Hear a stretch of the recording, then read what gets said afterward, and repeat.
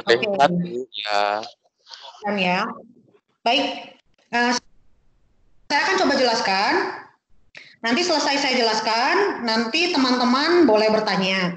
Nah, selama proses menjelaskan ini saya sudah rekam. Ya, jadi nanti kalaupun sampai ada yang misalnya sinyalnya terganggu dan sebagainya, nggak apa, jangan khawatir. Saya akan rekam ini di MS Team. Nah, memang ada waktunya. Kalau Anda butuh, nanti Anda bisa download begitu ya. Nanti saya akan coba sharing juga dari hasil downloadannya ini. Itu ya. Oke, Bu. Baik, saya akan coba jelaskan berkaitan dengan konsep dasar pengembangan bisnis. Oke, karena judulnya dari mata kuliah ini adalah pengembangan bisnis, model bisnis. Nah, konsep dasar pengembangan bisnis ini adalah kita mulai dengan definisi. Nah, menurut Brown and Pretilo, pengembangan usaha adalah suatu lembaga yang menghasilkan barang dan jasa yang dibutuhkan masyarakat. Jadi kalau kita ngomong barang dan jasa, seringkali ada yang ngomongnya produk. Dan juga bila masyarakatnya meningkat, maka lembaga bisnis. Jadi selama misalnya kita melihat sebuah bisnis ini sangat banyak sekali gitu, jadi artinya perkembangan bisnis. Walaupun cuma makanannya namanya makaroni gitu ya. Yang namanya makaroni terus berkembang sampai kepada suatu perusahaan makaroni. Sebutkan ada satu brand yang terkenal, makaroni gitu ya. Itu dari usaha. Tentu yang dijual adalah barang dan jasanya. Nah, dan terus berkembang untuk memenuhi kebutuhan orang. Mau kita ngomong industri misalnya makanan. Walaupun dari zaman dulu orang butuh makan. Tapi yang namanya industri makanan tidak ada habisnya. Tapi cenderung memang cepat gitu ya. Makanan A gitu ya. Contoh untuk ayam geprek. Waduh, ayam geprek aja sekarang namanya ayam geprek. Tapi modelnya ayam gepreknya aja udah macem-macem. Tentunya dengan ada harapan gitu ya, namanya dikembangkan bisnisnya. Supaya tentu dong ada iming-imingnya dong untuk memperoleh laba. Saya yakin teman-teman yang sekarang sudah memilih konsentrasi kewirausahaan, tentu ada harapan. Kayak kemarin nih saya udah catat nih, teman-teman pengen buka usaha, sudah punya usaha, tentunya nggak pengen cuman begitu-begitu aja kan. Pengen dong ada peningkatan. Maka dari itulah kita harus pelajari ilmunya. Dan harus dipraktekin tentunya. Praktek menjadi ilmu. Ilmu dipraktekkan. Dan seterusnya. Terus itu akan menjadi satu putaran yang tidak akan berhenti. Nah, dan menurut Hughes and Kapoor, pengembangan usaha adalah kegiatan usaha individu yang terorganisasi untuk menghasilkan dan menjual barang jasa guna mendapatkan keuntungan. So kurang lebih mirip. Ini lebih simpel, ya, menghasilkan dan menjual barang, gitu ya, mendapatkan keuntungan. Nah, intinya di sini adalah terorganisasi. Karena kalau cuma menghasilkan jual barang, dapat untung, tukang cilok juga sama. Tuh ya, tukang nasi goreng tek-tek-tek juga sama. Tapi kenapa gitu ya, cilok bisa jadi ada franchise-nya. Lalu nih nasi goreng dengan brand tertentu sudah punya juga franchise-nya. Itulah intinya pengembangan usaha dengan terorganisasi. Bukan sekedar kita cuma jualan nasi goreng, kita cuma jualan cilok atau jualan ayam geprek begitu. Tetapi bagaimana itu terus bisa dikembangkan. Nah, unsur pengembangannya ada dua. Yaitu adalah dari internal dan eksternal. Ya, dari eksternal dan internal. Ini saya ambil dulu yang internal dulu. Internal itu artinya dari diri pengusaha. Niat pengusahanya harus jelas. Jadi kalau minggu lalu saya tanya, kamu kenapa mau ngambil konsentrasi kewirausahaan? Saya mau buka usaha, Bu. Saya mau berkembang, Bu. Yes. Itu yang utama dulu. Niatnya dulu. Niatnya aja nggak ada, mau gimana? Begitu ya. Kadang yang nggak niat bisa berkembang, apalagi yang ada niat. Kan gitu ya. Nah, tapi dimulai dari niat. Kedua, tahu teknik memproduksi barang. Walaupun nanti kedepannya bukan Anda nanti yang bikin, tetapi Anda harus tahu. Contoh ada yang usahanya dimsum, contoh ada yang usahanya bikin makaroni, contoh ada yang usahanya mau bikin pakaian. Kalau Anda tidak ngerti tekniknya, mau bagaimana Anda bisa mengelolanya? Tentunya yang paling penting juga Anda jangan takut dengan namanya hitung-hitungan. Masuk manajemen itu mampu mengelola. Walaupun konsentrasinya bukan keuangan, Anda sudah mendapatkan ilmu keuangan. Anda sudah dapat ilmu budgeting. Maka ini sangat penting untuk mengetahui pemasukan dan pengeluaran produk. Ya. Nah, berikut. Kedua unsurnya. Nah, unsur kedua adalah dari eksternal. Dari eksternal ini artinya begini. Anda sebagai pengusaha tentu harus ikut perkembangan zaman. Jangan berkutat aja gitu ya. Sekarang bukan soal ruangannya. Anda tetap di ruangan, tetapi Anda bisa melihat informasi dari luar. Oke? So, jadi tidak ada alasan. Gitu ya, untuk, aduh Bu, saya tidak bisa kemana-mana. Wah, nonsense. Sekarang semua informasi bisa terbuka. Yang penting punya jaringan, ya artinya internet ya dan pulsanya. Mendapatkan dana tidak harus mengandalkan dari dalam saja, tapi bisa dari luar. Tentu harus tahu bagaimana caranya, langkahnya bagaimana. Misalnya kalau bank caranya gimana, kalau misalnya untuk lembaga keuangan, tentu ada cara. Lingkungan yang kondusif untuk usaha. Lingkungan ini juga tergantung dari memang kalau kita ngomong lokasi ya, lokasinya, masyarakatnya, itu mendukung tidak dengan usaha Anda. Misalnya Anda bilang begini, usaha makanan mah udah banyak, di mana-mana sudah banyak makanan, begitu ya. Tergantung, Anda bisa memilih kondisi lingkungan mana. Apakah Anda mengharapkan memang dilokalisir? Ya, dilokalisir, semua yang pengen butuh makanan, semua ke situ. Bisa seperti itu, tapi persaingannya berarti luar biasa. Atau Anda melihat ya kondisi lingkungan yang baik kondusif untuk usaha. Artinya di sini Anda bisa memilih, Anda lihat-lihat nih, kalau saya mau buka makanan di satu lokasi A yang belum ada makanan itu. Atau juga bisa melihat bahwa kondisi lingkungan yang orangnya bakalan banyak suka makanan yang saya jual. Nah, itulah yang dimaksud dengan lingkungan.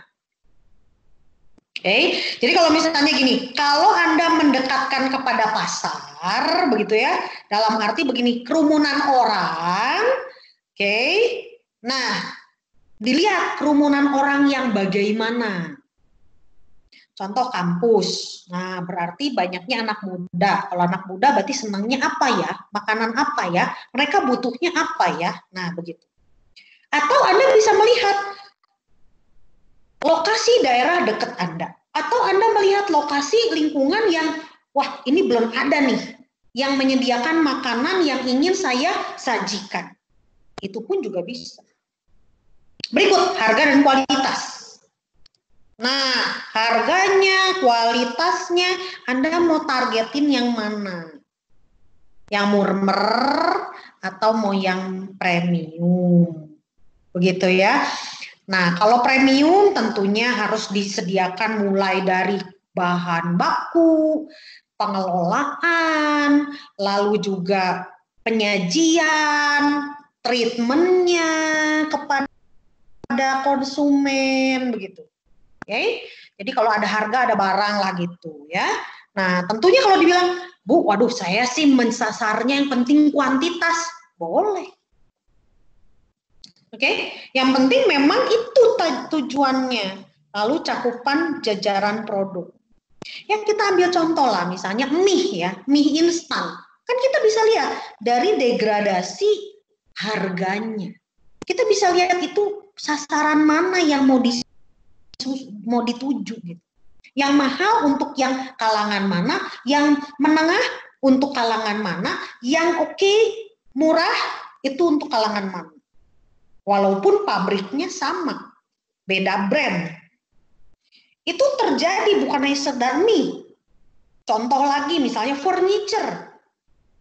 Banyak brand-brand yang kita tahu misalnya ini first class, second class, the third class atau ya yang lainnya begitu. Gak masalah. Oke, yang penting kita mau lihat mana yang memang dibutuhkan. Ya. Nah, caranya, kalau kita mau ngembangin usaha, walaupun Anda punya banyak ide kreatif, oke, tapi harus fokus. Harus fokus.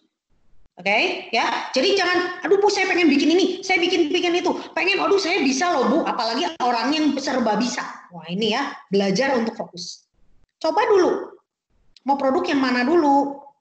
Oke, dipasarkan, promosikan, jual. Lakukan tindakan apa meningkatkan penjualan. Pakai cara apapun. Kalau Anda sudah berhasil di satu, nah baru boleh nih kayak nambah expand, ya, kembangin ke berikutnya. Tapi fokus dulu, jangan sampai belum coba apa, saya pengen ngembangin gitu. Fokusin dulu. Lalu kembangkan lini produk untuk melengkapi produk dan jasa yang udah ada. Sudah lebih, artinya gini, mensupport atau mendukung. Contoh, ya. Kalau misalnya tadi Anda misalnya anggaplah Anda mau jualan produk makanan geprek, ya, geprek. Fokus aja di geprek ini, gitu ya. Pasarin, promosiin, jual, tindakan, ya. Terus dicek, ada orang masukkan nih, aduh gepreknya ditambahin unsur tertentu. Misalnya harusnya gepreknya ditambahin mayonaise dong, atau gepreknya ditambahin mozzarella dong, misalnya. Itu kan dapat masaran dong ya, dan seterusnya. Terus Anda coba R&D lah istilahnya begitu ya. R&D dikembangkan ini. Nah, itu bisa satu. Ya, jadi artinya ini bagian dari inovasi. Plus, misalnya begini, aduh enak ayam gepreknya, tapi susah ya jauh tokonya atau susah ya ininya untuk mendapatkannya. Oke, sediakanlah jasa. Ini sekarang caranya gampang banget. Dalam arti Anda tidak harus memiliki pegawai sendiri untuk mengantar. Kita bisa menggunakan ya sarana-sarana aplikasi yang mendukung usaha Anda. Sehingga Anda bisa menyediakan jasa, ya tidak harus semuanya disediakan Anda sendiri. Bisa namanya kerjasama. Nah, makanya sekarang tuh eranya era kolaborasi. Ide inovatif, kolaborasi. Oke, cari cara untuk meningkatkan penjualan kepada pelanggan yang sudah coba. Nah, tadi tuh kalau sudah nyoba, nah kontak tetap. Gimana Bu? Enak nggak? Gimana Kak? Kurang apa Kak? Gimana Dek? Oke nggak nih ayamnya? Begitu. Hubungan dengan pelanggan. Nah, terus ingat, gitu ya. Ingat, Anda pertama fokus, Anda bisa melaksanakannya itu. Nah, kalau sudah mulai berkembang, sudah mulai, waduh ini saya butuh orang lain. Butuh orang lain supaya saya bisa memikirkan yang lebih strategis. Mulailah pekerjakan orang lain. Karyawan, kontraktor, pegawai lepasan, keluarga. Tentu orang-orang yang bisa dipercaya. Buat website. Nah ya, sudah mulai nih. Ya kan sekarang lebih mudah ya, website ini bukan berarti harus website ya. Anda bisa mulai dengan cara medsos yang Anda kuasai dulu. IG lah, gitu ya. Mau pakai Line, mau ya memang website ini lebih arahnya nanti biar resmi. Nah, lalu juga join dengan pemilik bisnis lain. Artinya berkembang tuh. Nanti makanan, berarti kan biasanya kalau udah makanan pengennya minum. Gitu ya. Nah, terus mulai memasarkan ke pasar yang lain. Kalau seandainya Anda awalnya ayam geprek pedes tuh, waduh, ternyata banyak yang seneng geprek tapi nggak kuat pedesnya. Tapi modelnya, bumbunya pengennya itu.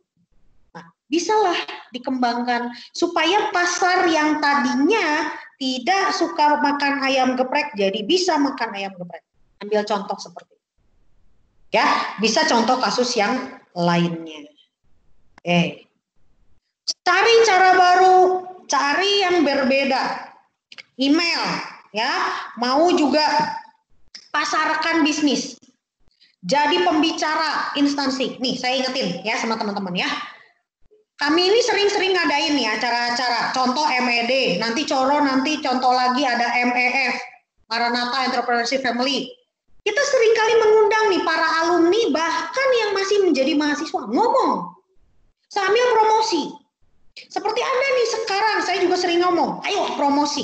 Ayo kamu ngomongin punya usaha apa? Anda berlatih menjadi pembicara, menyampaikan usaha Anda, apa yang Anda kerjakan. Nah, ke depan ya kembangkan dengan lokasi lain gitu ya, itu tergantung lah ya. Ini kalau Anda misalnya, Bu, saya pengennya virtual office aja, nggak masalah, kenapa enggak? Gitu ya. Pertimbangkan untuk franchise atau waralaba. Oke, waralaba. Nah, ini karena ini akan mengembangkan usaha Anda tanpa Anda semua yang ngerjain. Oke, itu sangat penting. Nah, perencanaannya tentu Anda harus lihat kekuatan yang Anda miliki, kelemahan, peluang dan ancaman. Kalau kita lihat ini adalah analisis SWOT. Analisis SWOT yang harus Anda lihat. Nah, Anda nih, perencanaan pengembangan bisnis tentu tidak terlepas dari perencanaan bisnis. Nah, jadi kita ini sekarang mata kuliahnya pengembangan bisnis, model bisnis. Di perencanaan bisnis, Anda lakukan SWOT. Ini sinkron. Ya. Tentu perencanaannya harus dicek dari pemasaran, sumber daya, gitu ya. Nah, ini akan lebih banyak detail ketika kita membahas tentang pemasaran di perencanaan bisnis. Pasar mana, produk mana, caranya, nentuin harga, pihak-pihak yang diajak kerjasama.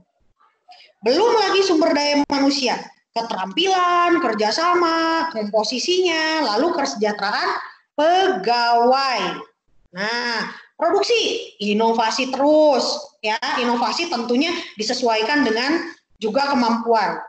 Waktu meluncurkan produk, jumlah produksi, penambahan peralatan baru,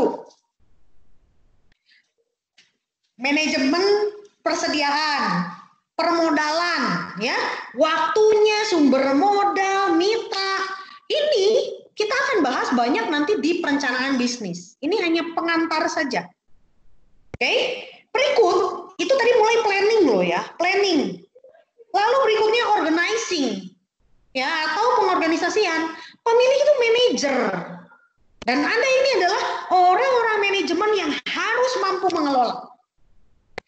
Sarjana manajemen mampu menjadi manajer minimal, ya, minimal, oke? Dan artinya bisa melihat secara global. Walaupun, Bu, saya tertarik nanti manajer operasional, boleh. Bu, saya tertarik kepada pemasaran, boleh. Dan Anda nanti sebagai pebisnis, nah ini rata-rata kan orang yang konsentrasi ke wirausahaan mau buka bisnis, Bu, that's good, mampulah menjadi manajer. Oke, so perlu pendelegasian. Ada beberapa hal yang memang jangan semuanya dikerjain sendiri gitu ya. Sekarang adalah era kolaborasi. Oke, nah maka dari itu teman-teman kumpulin data, kumpulin tim, kerjakan. Berikut, dikendalikan. Tadi planning, lalu ada organizing, ya, perorganisasian, lalu berikutnya pengendalian atau evaluasi. Nah, ketika sudah dilaksanakan, udah jalan nih, dikontrol. Bisa mulai per hari, per minggu, per bulan, per triwulan, per semester, per tahun. Supaya ketika kalau ada kesalahan, bisa langsung didetek, jangan dibiarin aja, dibiarin gitu, cacat terus, produknya nggak enak terus gitu. Nah, terus dengerin kata masukan dari pelanggan gitu ya, mereka maunya apa? Yang memang bisa segera atasi. Yang tidak mampu segera, coba dilihat.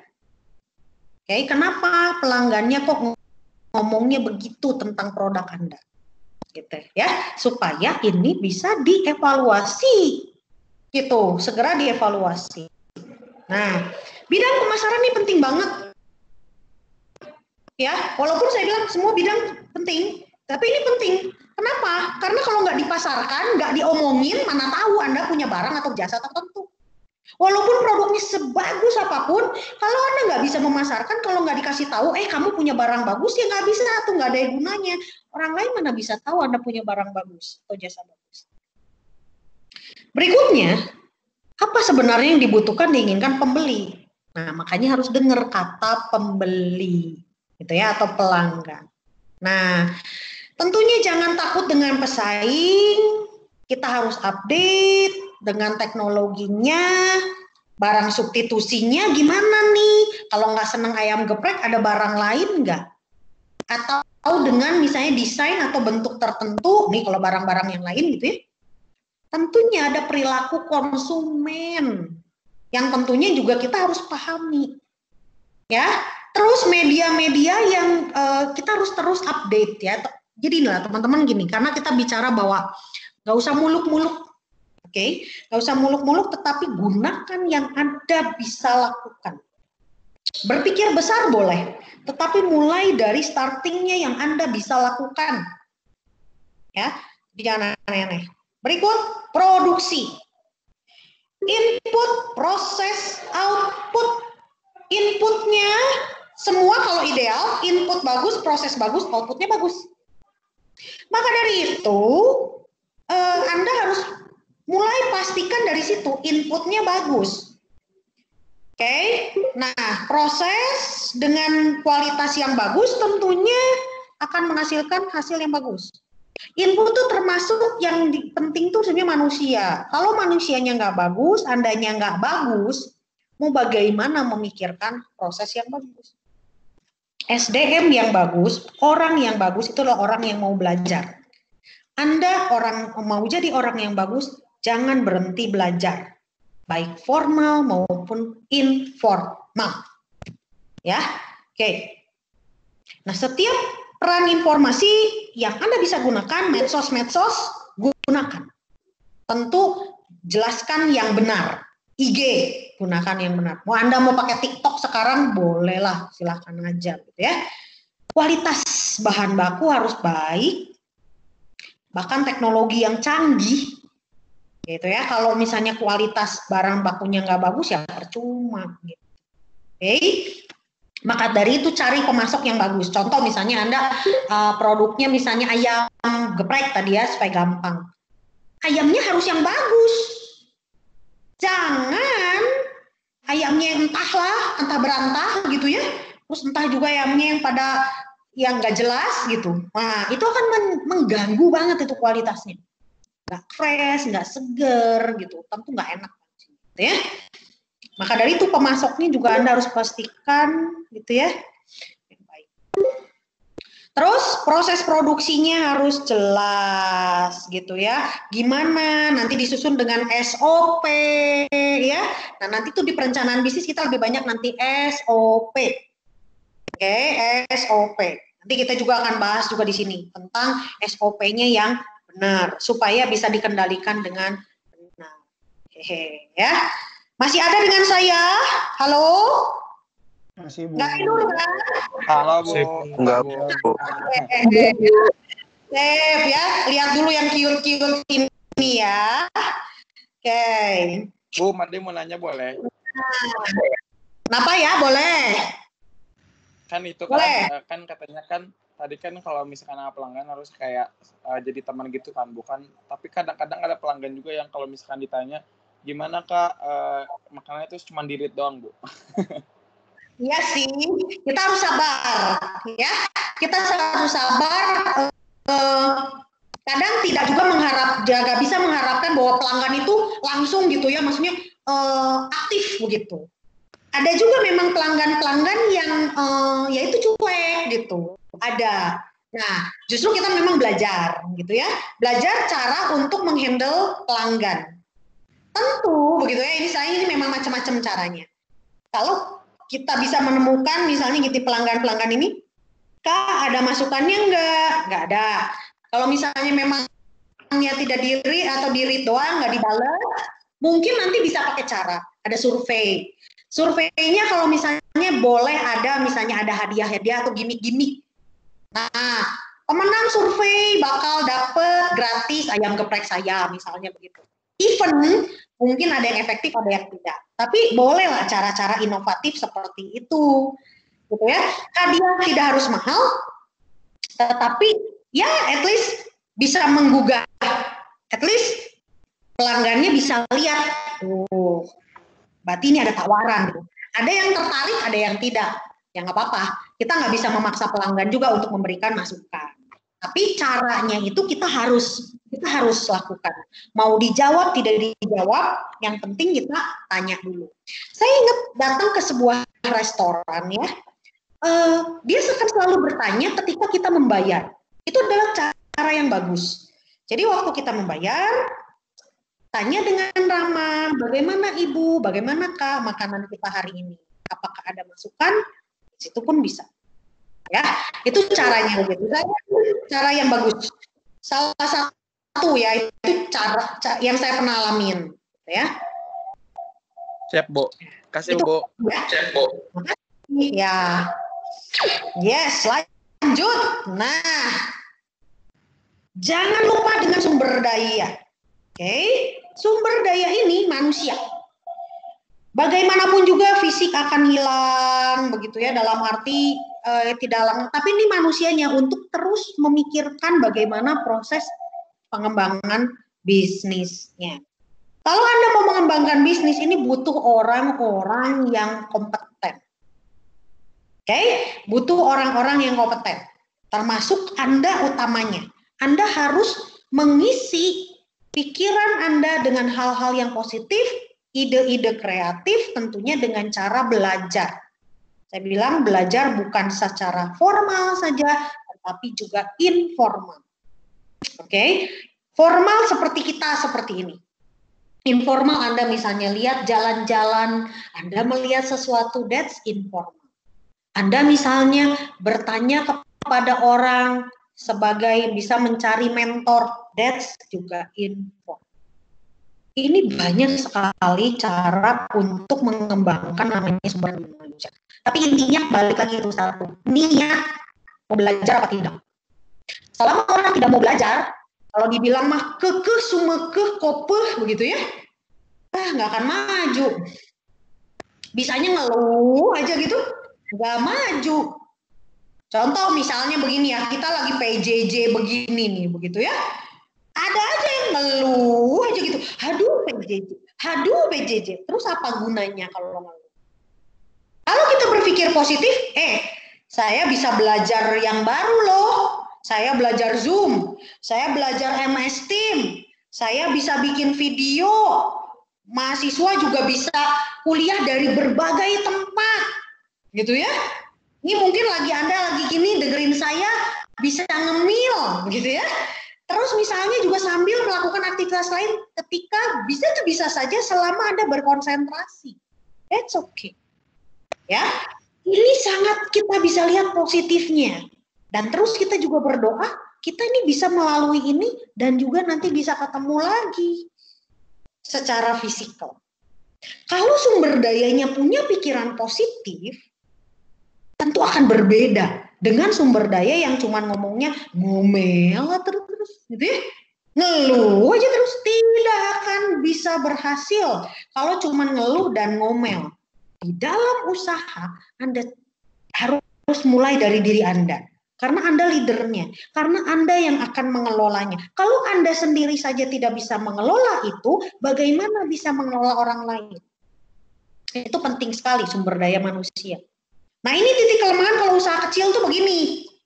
Nah, maka dari itu Anda sekarang sudah belajar banyak ilmu.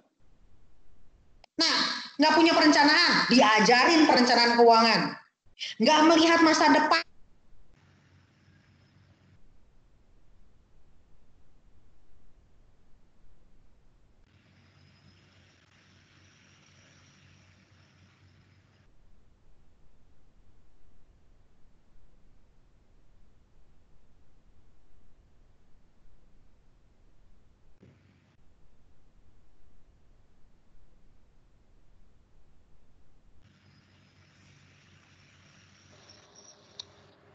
Bu.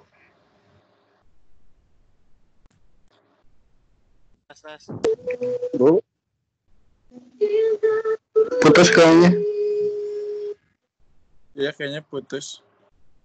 Iya, nggak ada suaranya. Naka,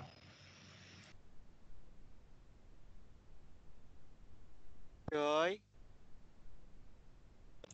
uy,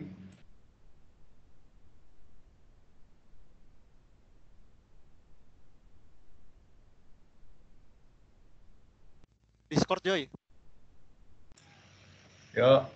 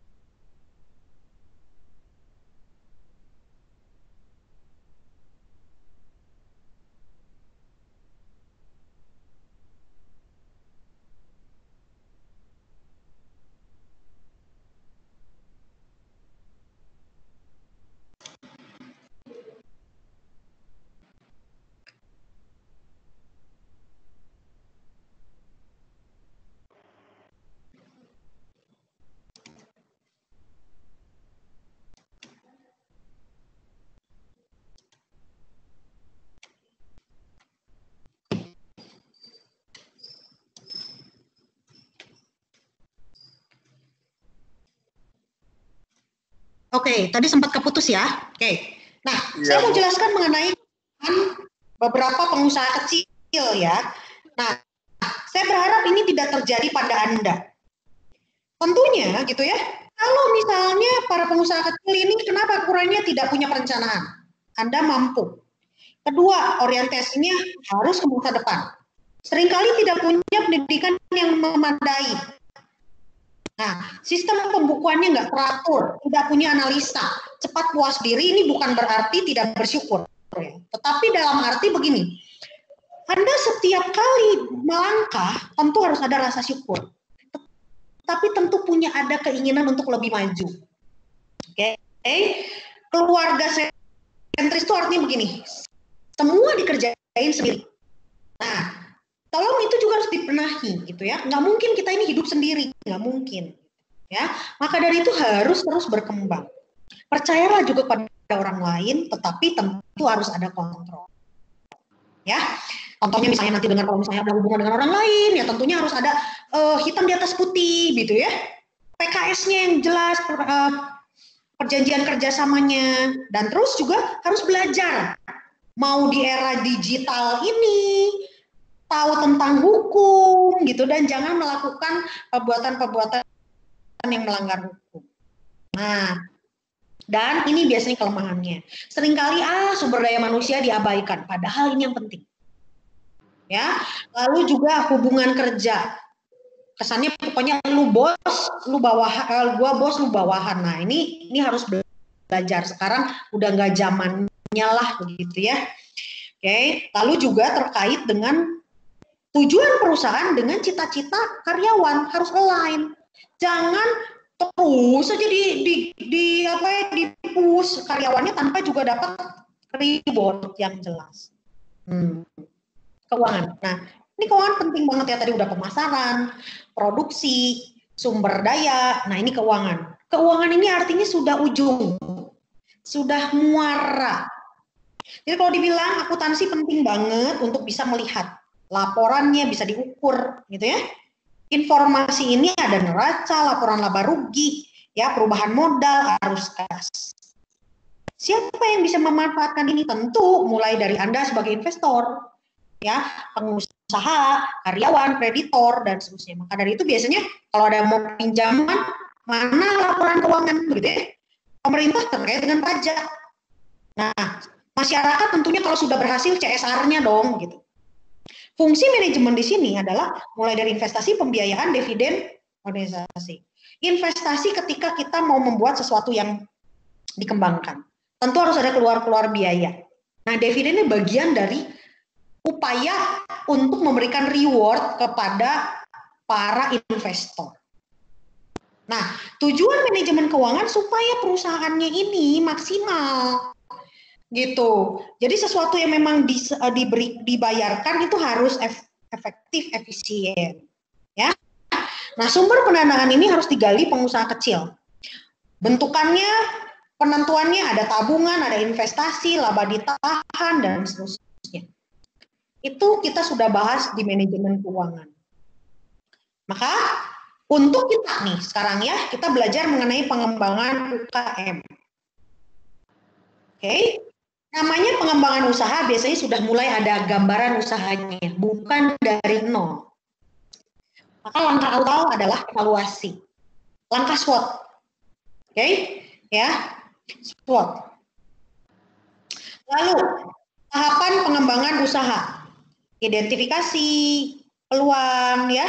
Lihat nih planningnya, sarannya, program pemerintah, riset. Ini adalah orang-orang yang memang akan bantu ketika kita memang akan melakukan usaha. Karena nanti terkait dengan izin. Ya. Lalu alternatif usaha, datanya, informasi yang tersedia bagaimana. Nah, jadi tidak terlalu banyak gitu ya untuk pembahasan dasar awal dari konsep dasar ini. Namun artinya frame yang ingin saya bawa untuk teman-teman bahwa Anda ini adalah ya orang-orang setelah lulus ini mampu untuk mengembangkan bisnis, model bisnis dengan ilmu-ilmu yang ada. Jangan dikotak-kotakan ilmunya, ya.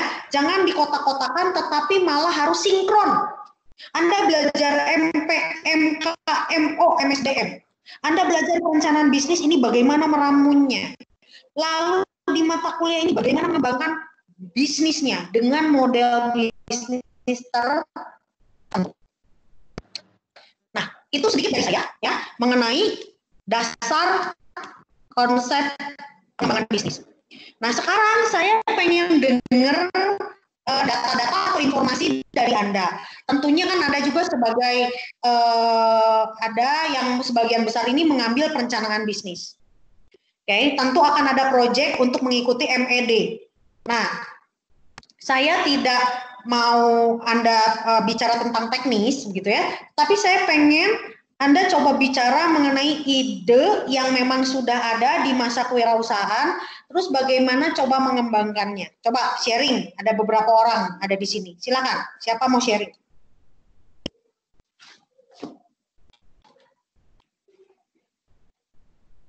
Saya dulu. Siapa? Ilham. Ilham.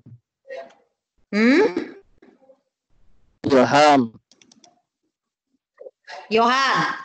Ya, silakan Yohan. Ilham. Oh, Ilham. Sorry. Ilham. Ya, Ilham. Silakan. Anda boleh cerita sharing tentang bisnis Anda yang akan ini Anda coba sampaikan di MED dan juga akan coba di Yang kewirausahaan atau yang di perbis nih, Bu? Soalnya dua-duanya beda. Oh, beda. Oke. Di perbis saja, di perbis. Ya. Ya, kalau di perbis kan saya selama ini udah usaha udah dari lama, tapi belum pernah nyobain ke kuliner gitu ya, Bu ya. Baik. Terus pada akhirnya saya sering riset ke tempat-tempat ya, ke kafe-kafe gitulah, sambil main gitu. Terus yang saya itu coffee shop tuh udah ada di mana-mana gitu. Coffee shop bahkan ya, oke. Udah ada gitu, tapi saya bukan pencinta kopi, bukan orang yang suka sama kopi, minum aja nggak pernah gitu.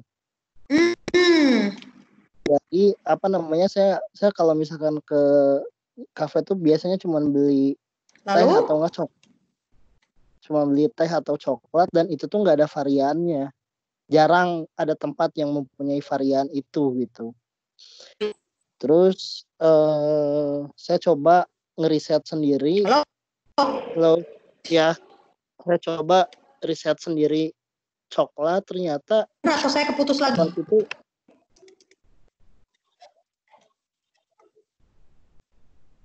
ya, putus-putus nih Ilham. Ya, jadi saya riset coklat, ternyata coklat itu bisa menjadi banyak varian gitu, Bu. Yes, of course, benar. Coklat bisa jadi banyak varian, dan ternyata pas begitu saya coba, saya juga nggak nyangka malah jadi nggak hire pegawai untuk nge-handle ini gitu. Pada akhirnya. Karena memang ya alhamdulillahnya udah ada target minimum, pasti per hari itu segini keluar, udah ada targetnya gitu. Kita punya target sehari itu paling sedikit harus keluar sekian, tuh udah kecapai tiap minggunya. Saya pribadi gitu menekankan bagaimana caranya untuk bisa lebih naik lagi, atau enggak minimal kita bisa stabil di angka yang sekarang gitu. Dan sekarang juga lagi mulai riset lagi untuk varian yang baru. Sekarang baru ada 7 varian coklat kan. Sekarang mungkin besok malam sih rencana mau tambah 4 varian lagi. Baru mau riset. Soalnya segmentasinya sekarang udah, mungkin kedepannya kalau misalkan emang ada rezekinya, rencananya sih akhir bulan Oktober ini saya mau bikin tempat di Dago. Udah di link tempatnya, saya dapat bukan investor, partner yang emang teman juga gitu. Jadi kita mau buka kafe tapi yang emang spesialisnya itu coklat, pendampingnya bahkan yang kopi itu bukan utamanya. Good. Kita mau buka saya dengan teman saya itu. Bagus. Itu paling yang saya sharingkan. Oke. Bagus. Thank you sharingnya untuk Ilham. Ya, setuju sekali. Jadi memang begini, kita mulai dari yang memang ada, gitu ya. Jadi nggak usah muluk-muluk yang tadi saya sampaikan. Dan itu tadi kolaborasi. Ya, betul ya. Jadi artinya tidak bisa hidup sendiri, tidak bisa usaha sendiri, dalam arti seperti itu butuh orang lain. Nah, jadi Ilham sudah digandeng sama temannya atau malah menggandeng temannya, no problem. Ya, mau siapa yang digandeng maupun siapa yang menggandeng nggak masalah ya. Tapi intinya adalah bahwa yuk kita bersepakat untuk melakukan yang benar. Nah, saya sarankan gitu ya, supaya sama-sama enak, nanti ada perjanjian hitam di atas putih gitu ya, supaya sama-sama enak, gitu ya, sama-sama enak. Jadi jangan juga jadi apa ya, waduh, lu nggak percaya sama gua ya gitu, nggak bisa juga gitu ya. Ini namanya kita kalau udah bicara dengan ranah bisnis, tentu juga harus belajar untuk terbuka ya, dan juga harus belak-belakan. Nah, seperti itu. Oke, bagus. Ada lagi yang mau sharing? Made, Bu. Made, ya silakan. Ya, jadi sebenarnya bisnisnya baru dibuka di pas lagi corona ini. Jadi kan mungkin banyak dari dulu kalau orang-orang awam ya, mungkin orang-orang dulu tuh kan seringnya jajanan pasar kan Bu, kayak pisang aroma, klepon, kayak dadar gulung kayak gitu kan Bu. Betul. Emang dulu tuh orang tua saya tuh sempat jadi kayak masukin ke toko-toko kue kayak Kitasari dan segala macamnya. Ya. Tapi emang udah berhenti. Nah, semenjak corona ini bikin satu bisnis online namanya Dapur Nyonya. Di situ tuh jualan tentang makanan-makanan pasar kayak klepon, pisang Roma kayak gitu-gitu. Dan yang saya berinovasi itu dari ayam betutu. Kan kalau ayam betutu kan biasanya disajiinnya pakai kuah-kuah nyemak-nyemak gitu kan Bu kalau di Bali. Betul. Nah, kalau di Bandung kayaknya kalau buat ayam kayak gitu tuh di Bandung tuh kayak kurang memikat orang, karena di Bandung tuh orang-orang tuh banyaknya sukanya ayam goreng kan Bu. Betul. Bosan makan ayam betutu yang kuah, terus saya tiba-tiba kayak udah aja sama saya digoreng ayam betutunya yang baru dimasak, dibumbuin saya goreng dan ternyata enak, dan jadi saya sekarang menjual ayam betutunya sekarang digoreng Bu, bukan di Wes. Gitu, Bu. Bagus sekali. Nah, berarti ini nyambung nih dengan yang tadi saya sampaikan. Made melihat bahwa di Bali ayam betutu, saya tahu enak banget itu, ya saya suka. Tapi memang benar, nggak semua orang di Bandung mungkin suka begitu kuah-kuah gitu ya. Ya Bu. Nah ini inovasi dan disesuaikan dengan kebutuhan yang ada di sini. Wah itu keren banget, bagus tuh. Bagus, thank you ya Made untuk sharingnya. Oke, ada lagi yang lain? Bu mau nanya aja sih Bu, kalau boleh silakan.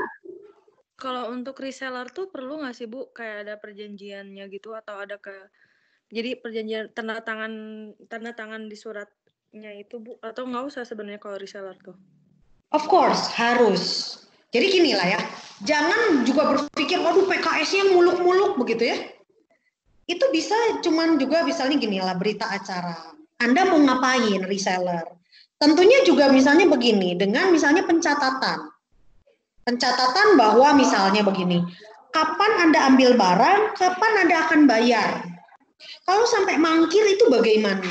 Sebetulnya itu sama-sama aja sebetulnya, walaupun misalnya gini, misalnya dalam pelaksanaannya tentu Anda juga memiliki misalnya fleksibilitas. Itu juga tidak salah gitu, tapi juga jangan terlalu longgar ya. Kalau terlalu longgar juga nanti Anda sendiri yang repot. Tentu ini dijalankan sesuai dengan ranah bisnisnya. Kalau misalnya memang Anda ini butuh resellernya ada berapa banyak? Resellernya seperti apa? Jumlah barang yang diambilnya berapa banyak? Dan itu barangnya itu adalah cepat rusak atau tidak? Nah, itu sangat berpengaruh dengan model perjanjiannya. Nah, artinya itu dibayar dulu atau dikasih waktu. Terus misalnya ada bukti-bukti, misalnya Anda memesan, gitu ya, Anda menerima, sehingga ini sebenarnya saling menjaga kepercayaan, ya. Perjanjian atau berita acara atau ya bentuknya kita bisa buat sebetulnya, gitu ya, terkait dengan memang kebutuhan usaha kita.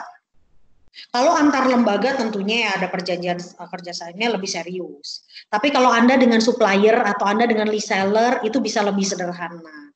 Ya, jadi misalnya terkait dengan pembayaran, iya. Kalau pembayaran misalnya oke, 1 minggu setelah terima barang gitu ya. That's okay. Tapi pencatatan itu paling penting. Ya, ini siapa ini nanya nih? Maaf, tadi saya lupa nanya namanya siapa? Elizabeth, Bu.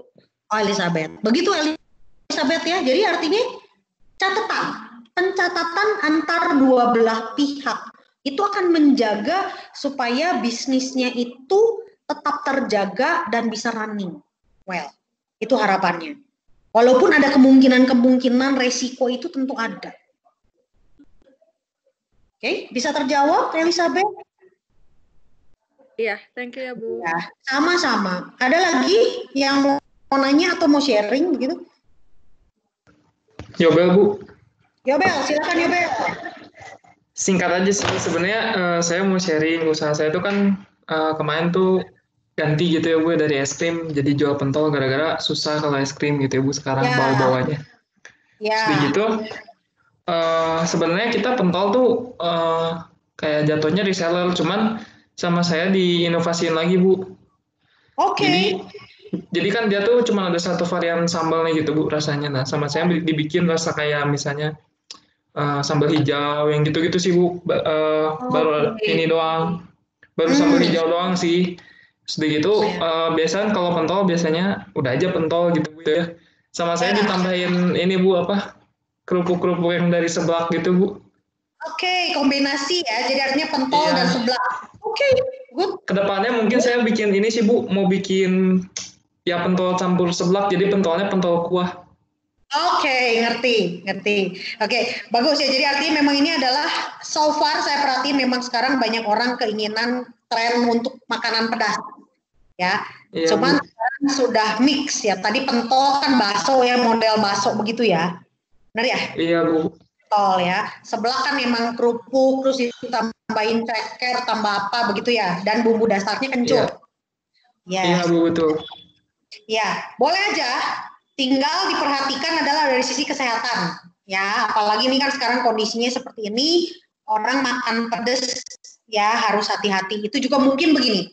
Perlu juga dikasih informasi gitu. Jadi artinya ini adalah cocok untuk orang yang sudah terbiasa makan pedas, tetap jaga kesehatan dan seterusnya. Itu adalah cara-cara supaya ada cara-cara yang memang supaya orang juga supaya tidak ini mah pasti aman, tergantung ya. Kalau perutnya yang cocok, mungkin aman ya. Tapi kan misalnya ada orang-orang yang nggak suka pedas, dikasih pedas, waduh malah sakit gitu ya. Nah ini harus hati-hati ya. Ini hanya lebih arahnya warning untuk keselamatan, gitu ya. Keselamatan dan kesehatan. Itu penting. Bu, terima kasih Bu. Oke, good, Yobel. Ada lagi yang lain Yobel? Ada yang lain? Selain Yobel dan yang lainnya? Bu. Ya. Saya cuma mau nanya aja sih, Bu. Siapa nih? Nikolaus, Bu. Oke, silakan Nikolaus. Ya, Bu. Saya mau nanyanya tentang ini sih, Bu. Kalau misalnya lagi kondisi gini, terus mau buka usaha tentang di bidang fashion, lebih baik nunggu tahun depan atau langsung sekarang aja ya, Bu? Oh, gini. Tergantung fashionnya fashion apa. Ya, betul nggak? Tergantung fashionnya apa. Apa yang pengen Nikolaus berikan kepada konsumen, begitu. Apa yang mau ditawarkan Nikolaus kepada konsumen? Apakah menjawab kebutuhan mereka tidak, begitu. Itu dulu yang harus ditanyakan, begitu. Jadi apa yang memang mau ditawarkan itu apa dulu gitu. Karena kan ini sandang, pangan, papan begitu ya. Pangan tentunya kan memang kita sehari-hari kita butuh. Pakaian juga kita pakai walaupun tidak sekarang semuanya keluar rumah begitu ya. Nah, apa yang memang fashion apa yang Nikolaus mau tawarkan sebenarnya? Itu dulu yang harus dijawab. Sehingga nanti baru bisa menjawab bahwa mendingan sekarang apa tahun depan ya begitu. Jadi jangan tahun depannya dulu, tapi apa dulu sebenarnya produknya. Cocok nggak dengan kebutuhan? Gitu nih kalau. Oke, Bu. Ya, oke. Oke, Bu. Makasih, Bu. Sama-sama. Ada lagi yang lain? Bu mau Bu, nambahin saya mau tanya, tadi Bu. buat Nikolaus, Bu. Oh iya, boleh. Silakan. Kalau misalkan dilihat dari, kalau misalkan mau buka fashion, saya juga punya teman, punya 2 perbandingan sih. Teman saya yang membranding dari awal dan dia kayak nge-rebranding itu, kayak dia bikin kostum yang kayak tie-dye kan sekarang lagi trending banget kan, Bu. Tapi dia tuh ngeprintingnya kayak baju gambarnya Blackpink atau artis-artis yang terkenal, Bu. Nah, jadi kalau misalkan emang sekarang kalau emang mau nge-rebranding dari awal itu mungkin agak susah, tapi kalau emang kayak nge-rebranding tapi punya merek kita sendiri dengan ciri khas kita sendiri, asalkan punya punya satu platform untuk bisa memperluaskan itu oke sih, Bu. Ya, oke. That's a good idea. Cuman harus hati-hati juga dengan kalau misalnya menggunakan icon-icon orang yang terkenal, atau misalnya memang orang-orang yang ini untuk yang apa tuh namanya, logo tertentu atau artis tertentu misalnya gitu, itu kan harus hati-hati ya. Walaupun laku loh, gitu, saya yakin laku gitu ya, pakai fotonya siapa dan apa, tapi ini terkait dengan nanti hak cipta gitu ya. Jadi kalau dibilang peluang, of course peluang gitu ya, tapi harus hati-hati. Ya kita kan artinya harus bermain juga dalam arti bermain yang sehat gitu ya, dalam arti saya mau coba bisnis nih Bu gitu, tapi juga harus hati-hati dengan terkait dengan hukum legalitas ya. Oke. Siap. So ya gitu, tapi bagus loh itu idenya gitu, rebranding dan seterusnya gitu ya, tetapi harus hati-hati dengan hal tersebut. Bagus, tadi ini barusan jawab siapa nih yang kasih ide? Made, Bu. Ade ya, oke, bagus, saya catat ya. Oke, ada lagi? Bu, saya Bu mau coba tanya, Bu. Siapa nih? Kaleb, Bu. Kaleb ya, silakan Kaleb. Iya, Bu, kan dari tadi saya dengerin ada yang reseller. Saya kepikiran ada pertanyaan ini, Bu. Sebenarnya kalau misalkan dalam dunia bisnis ada ada sebutan reseller, ada juga sebutan dropshipper, Bu. Nah, itu tuh perbedaannya apa sih, Bu? Dan apakah itu akan menguntungkan ke yang punya bisnis gitu, Bu? Kasih, Bu. Oke, ya. Nah, memang ini banyak terkait dengan ya memang sekarang kan gini, udahlah ngapain sih ini untuk bikin sendiri begitu ya, atau jual sendiri. Iya. Nah, tapi ini artinya juga kita harus melihat gitu ya, apa sih memang cocoknya, kan begitu ya? Apa sih cocoknya yang memang kita mau gunakan? Kan artinya kita punya produk atau jasa. Iya. Ya. Nah, terus kalau misalnya kita mau menentukan itu, mana yang lebih cocok untuk kita? Nah, jadi memang gini, kita sebelum kita mau menentukan, kita harus banyak bertanya. Oke, Bu. Nah, bertanyanya adalah, kalau dropshipper, teknik untuk pemasaran tentang online. So jadi kita kayak nitip kan, betul nggak sih? Iya, Bu. Nitip kepada orang lain, sok jualin gitu. Iya. Nah, nanti tinggal ya sistemnya kan tentunya bagi hasil ya. Iya, Bu. Betul ya? Iya, Bu. Nah, ya kalau reseller gitu ya, reseller gini diwajibin kayak punya barang gitu. Kan kalau misalnya gini lah, kalau dropshipper mah gini kayak semacam gini, dia punya satu web gitu ya, atau misalnya satu ya, kita ngomong lah, kita gampang ya, Grab lah atau apa gitu ya, atau ini kayak semacam cuman hanya lalu lintasnya doang gitu, barangnya kan di Anda. Tapi kalau reseller, berarti Anda kayak semacam gini, lu stok lah barangnya gitu, terus nanti dia yang jualan tinggal report. Oh iya. Itu contoh. Ya, contoh. Atau misalnya juga dari sisi modal. Kalau misalnya dilihat begitu ya, kalau dropshipper gitu ya, dropshipper hanya pulsa dan kuota kalau dropshipper, karena kan nggak butuh nyetok. Betul nggak? Iya, Bu. Ya, iya. Nah, sedangkan kalau reseller butuh. Oke, so jadi artinya gini, kalau Anda sebagai yang nanti mau menentukan pengen dropshipper atau reseller, tergantung juga Anda. Kalau misalnya Anda misalnya gini, aduh ngeri juga nih kalau barangnya rentan. Kalau saya taruh barangnya di situ nanti ngaturnya ngerti nggak gitu. Nah, kalau dropshipper kan tergantung, jadi dia memaketkan atau hanya untuk mencoba untuk menjadi salurannya Anda. Barangnya tetap di Anda. Kan gitu ya? Iya, Bu. Iya, gitu. Nah, tentunya dropshipper dengan reseller tentunya kalau semakin resiko yang ditanggung oleh dropshipper atau reseller lebih tinggi, tentu keuntungan yang harus dibaginya harus lebih gede. Dropshipper tentunya lebih kecil. Gitu. Nah, ya jadi kalau dibilang mendingan mana?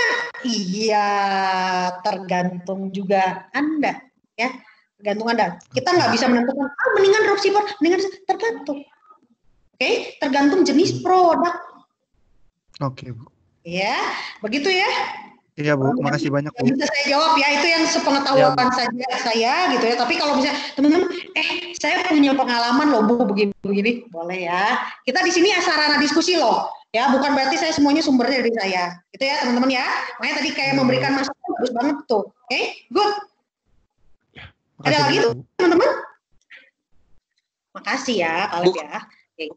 Saya lebih untung menerima reseller daripada dropshipper karena kan kalau reseller kan dia yang ngambil barang dan dia harus bertanggung jawab sama barang yang dia udah ambil kan Bu. Kalau dropshipper bener ya, kita ngasih tapi kita tetap harus tanggung jawab sama barang kita sendiri. Nggak laku ya kita kita makan sendiri. Kalau misalkan reseller kalau nggak laku ya dia yang tanggung gitu Bu sebenarnya. Nah makanya tergantung perjanjian dengan resellernya. Benar sih. Nah, ya. makanya gitu, semakin resiko yang ditanggung sama resellernya tinggi, nah tentu dong ada diskonnya lebih besar, misalnya gitu ya, pembagian hasilnya lebih besar, gitu. Itu cara treatment reseller ya, gitu. Tapi good loh, jadi artinya bahwa reseller dan dropshipper menurut saya sih silahkan. Sekarang ya itu kan karena baru ya istilahnya dropshipper tuh baru ya, jadi menurut saya boleh-boleh aja sih, gitu. Karena kan dulu kan Mama Jo kan kayak nitipin ke toko-toko kue kan Bu, itu kan berarti dinamain nama dropshipper kan Bu. Jadi kalau misalkan emang nggak lakunya banyak tuh kayak dimakannya lagi sama kita lagi kayak rugi juga ya gitu, maksudnya kayak menganggapnya mungkin kayak gitu Bu. Ya, paham. Ya, so artinya boleh sih memilih ya, gitu ya, mana yang cocok dengan produk kita ya, produk dan jasa kita ya. Iya Bu. Oke, good, bagus. Ada lagi?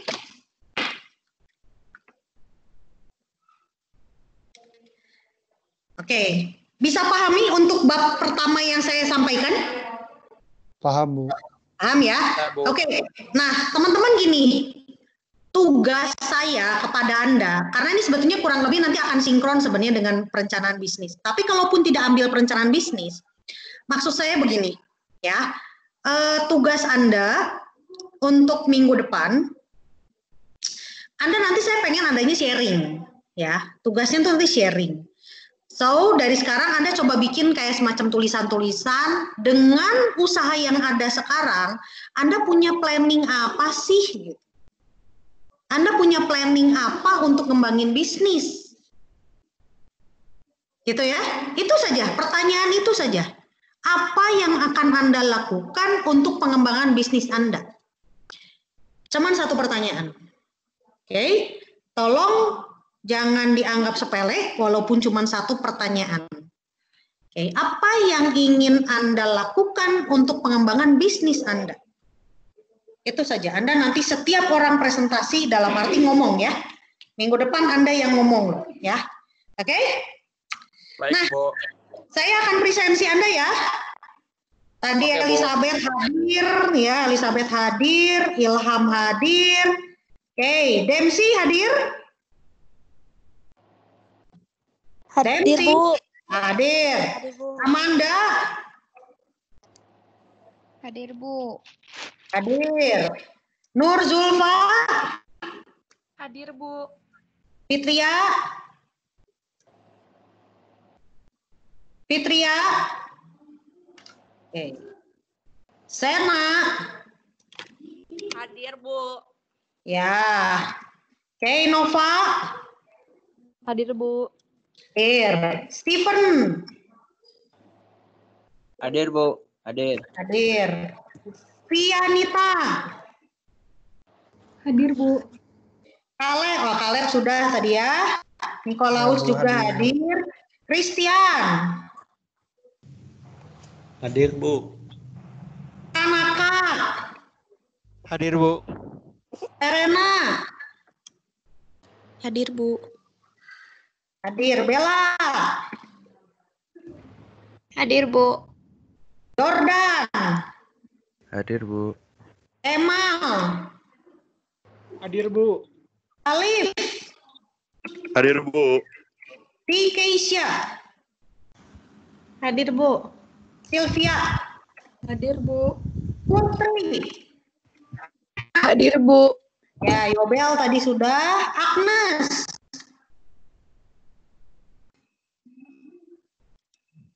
Agnes. Belum ya. Audrey. Bu, tadi Audrey masuk, tapi katanya HP-nya mati, nggak ada mati lampu, jadi cas. Oh, baik. Yohanes Lukman. Hah? Hadir, Bu. Otniel. Hadir, Bu. Veronica. Hadir, Bu. Dinda. Hadir, Ibu. Ya, Ricky. Hadir, Bu. Nabila. Hadir, Bu. Ya, Made tadi hadir ya. Sisilio. Hadir, Bu. Sisilio hadir ya. Yohan. Hadir, Bu. Ya, Gohi. Hadir, Bu. Good. Saya panggil sekali lagi tadi Fitria. Belum nyaut. Fitria.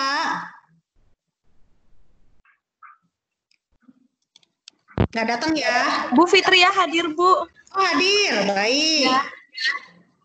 Satu lagi Agnes. Agnes hadir. Agnes. Tidak hadir ya? Oke. Sip. Baik, teman-teman. Bu, Charles Andrianto belum, Bu. Kenapa? Charles Andrianto belum. Oh, Charles. Charles Bentar. Andrianto. Charles, kok tidak ada di presensi ya? Coba. Kemarin saya masuk tapi nggak ada, Bu. Belum didaftarin presensinya. Oh, gitu. Baik. Saya catat ya. Charles CH. Kemarin saya hadir, Bu. Minggu kemarin udah dicatat sama Ibu. Oke. Baik. Charles ya, oke ya. Saya catat ulang deh, ini saya lihatnya di Excel. Ya, di berapa NRP-nya Charles? 18? 152-040. Ya, oke. Sip. Oke, Ya, Bu. terima kasih ya Charles ya. Ya, Bu. Baik, teman-teman, kita ketemu lagi minggu depan. Anda masing-masing presentasi ya. Oke ya, presentasinya silakan ceritakan kurang lebih 1 orang 2 menit. Gitu ya. 2 menit karena kita ini kan 36 orang. Oke, kurang lebih masing-masing 2 menit apa yang Anda lakukan untuk pengembangan bisnis. Oke, 2 menit. Untuk Anda boleh sampaikan 1 per 1. Ya, sambil terus dibaca ya. Bahan saya terus dibaca ya. Oke, thank you teman-teman untuk hari ini. Terima kasih banyak. Tetap sehat, tetap semangat ya. Oke, God bless. Sampai ketemu minggu depan. Thank you, Bu. Thank you, bye-bye. Makasih ya, Bu. Ya. Terima kasih, Bu. Iya, dadah. Thank you, Bu.